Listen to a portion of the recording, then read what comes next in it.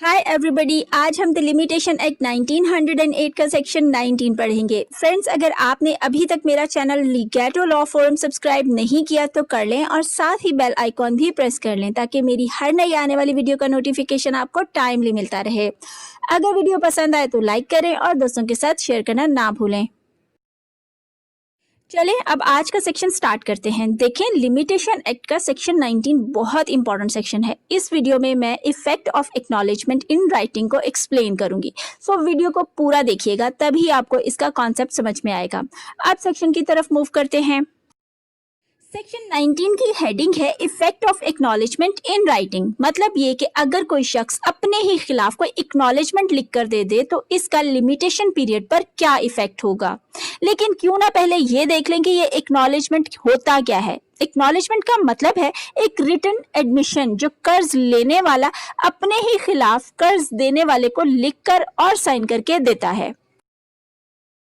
आगे सेक्शन 19 का सबसेक्शन 1 कहता है where before the expiration of the period prescribed for a suit or application. देखिए, यहाँ गौर करें, पहली चीज यहाँ वर्ड बिफोर यूज हुआ है। मतलब किसी सूट या एप्लीकेशन के लिए प्रेस्क्राइब्ड लिमिटेशन पीरियड के एक्सपायर होने से पहले। आगे है एन एक्नॉलेजमेंट ऑफ लाइबिलिटी। यहाँ इसका मतलब ये है कि भाई आपका पैसा मेरी तरफ रहता है, इसे अभी वापस किया जाना है, या कोई प्रॉपर्टी मैंने अभी आपको वापस करनी है। इन रिस्पेक्ट ऑफ सच प्रॉपर्टी और राइट, मतलब वो प्रॉपर्टी या राइट जिसके रिगार्डिंग एक्नॉलेजमेंट दी गई है। Has been made in writing signed by the party against whom such property or right is claimed। ऐसी स्टेटमेंट को वो पार्टी या उसका डुबली ऑथराइज्ड एजेंट लिखकर और साइन करके देता है जिसके खिलाफ प्रॉपर्टी की वापसी के लिए सूट या एप्लीकेशन फाइल हो सकती है। आगे है और बाय सम पर्सन थ्रू हुम, मतलब कोई और बंदा जिसके थ्रू ही डेराइव्स टाइटल और लाइबिलिटी। ही मतलब जिसके खिलाफ हम अपना राइट क्लेम करेंगे वो अपना टाइटल या लाइबिलिटी डेराइव कर रहा हो। अभी तक हमने इस सेक्शन को जिस हद तक पढ़ा है उसके इंग्रेडिएंट्स को देख लेते हैं क्योंकि ये बहुत इंपॉर्टेंट है। देखें, एक्नॉलेजमेंट के लिए जो पहली चीज जरूरी है वो ये है कि इसे प्रेस्क्राइब्ड लिमिटेशन पीरियड के एक्सपायर होने से पहले किया जाना चाहिए। दूसरी इंपॉर्टेंट बात जो आपने याद रखनी है वो ये है कि एक्नॉलेजमेंट का इन राइटिंग होना बहुत जरूरी है। तीसरी इंपॉर्टेंट बात, एक्नॉलेजमेंट पर उस शख्स के जो उसे दे रहा है या उसके डुअली ऑथराइज्ड एजेंट के साइन होना बहुत जरूरी है। आगे है अ fresh period of limitation shall be computed from the time when the acknowledgement was so signed. मतलब ये कि जिस दिन एक्नॉलेजमेंट साइन होगी उस दिन से उस सूट या एप्लीकेशन के लिए फ्रेश लिमिटेशन पीरियड कंप्यूट होगा। अच्छा, यहाँ ये पॉइंट याद रखें कि सेक्शन 19 के तहत सूट या एप्लीकेशन के लिए लिमिटेशन पीरियड कंप्यूट करते हुए उस पर लिमिटेशन एक्ट के सेक्शन 12 की प्रोविजंस अप्लाई होंगी। मतलब जिस डेट को एक्नॉलेजमेंट साइन होगी वो दिन लिमिटेशन पीरियड से एक्सक्लूड हो जाएगा। अब सबसेक्शन 2 को देख लेते हैं। सबसेक्शन 2 कहता है where the writing containing the acknowledgement is undated. मतलब ये कि अगर कोई एक्नॉलेजमेंट दे दे लेकिन उस पर डेट ना लिखे तो क्या होगा।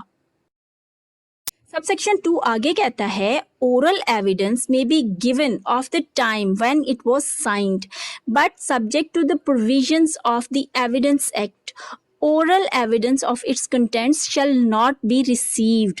सबसेक्शन 2 का अगला हिस्सा कह रहा है कि अगर डेट नहीं लिखी तो कोई बात नहीं, उसके लिए ओरल एविडेंस दी जा सकती है लेकिन सिर्फ डेट की हद तक ही।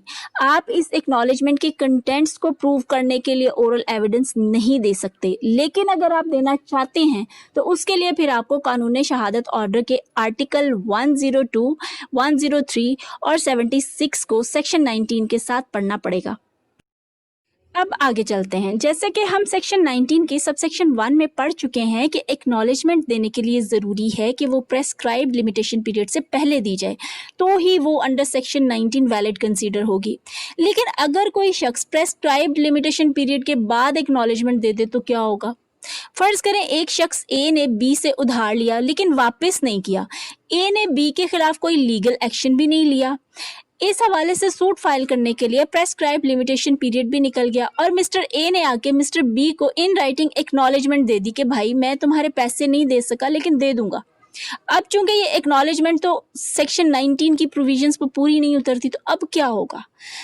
अगर कभी ऐसा हो जाए तो उसके लिए आपको द कॉन्ट्रैक्ट एक्ट 1872 के सेक्शन 25 के सब सेक्शन 3 को देखना पड़ेगा। चले लगे हाथ उसे भी देख लेते हैं।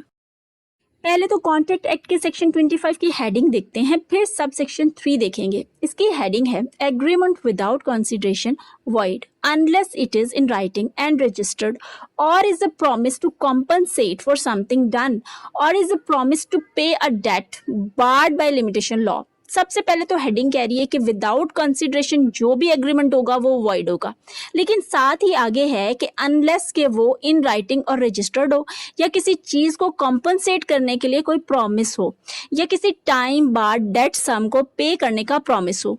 अब बात आ गई टाइम बाद डेट सम को पे करने की प्रॉमिस की।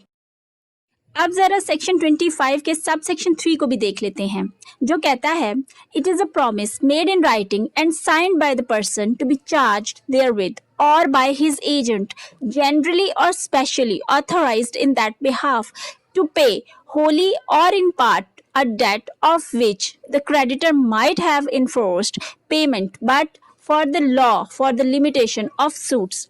देखिए ये सेक्शन कह रहा है कि अगर कोई टाइम बार डेट की वापसी के लिए लिख के और साइन करके कोई एक्नॉलेजमेंट देता है तो वो लिमिटेशन एक्ट के सेक्शन 19 के तहत एक्नॉलेजमेंट नहीं मानी जाएगी, बल्कि वो कॉन्ट्रैक्ट एक्ट के तहत प्रॉमिस माना जाएगा जो कॉन्ट्रैक्ट में कन्वर्ट हो जाएगा।